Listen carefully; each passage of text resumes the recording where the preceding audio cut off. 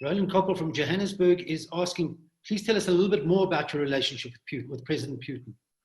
How many hours do we have? We actually have 7 minutes left. 7-8 minutes left.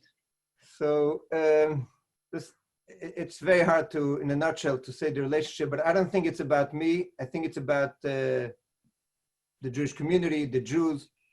I'm sure many of you heard the story of, which I heard from him actually when he was still prime minister. He told me the story of how, as a young child, he grew up in a communal apartment.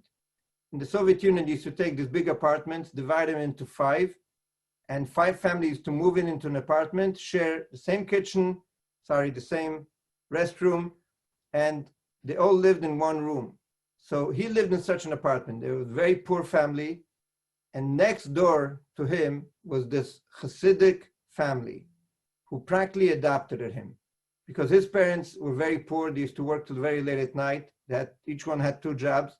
So they used to feed him every day, help him with his homework, take him to stores for when they went out shopping. And he remembers the Friday night at the table. He remembers eating gefilte fish. He remembers this father sitting, like he says, taking this cover over his head and praying for a few hours under this big cover. And then sitting down at the Shabbat table. And after finishing the meal, taking out a Talmud and sitting there for hours and learning. He said he never saw love as much as he saw in this family.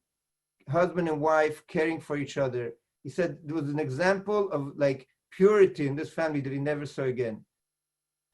And nobody then knew that this young child is going to become the president of Russia. But before that, when he was vice mayor in St. Petersburg, he heard that the Minister of Education doesn't want to give permission to open a Jewish school. We were trying to open a Jewish school, and the mayor wasn't giving permission.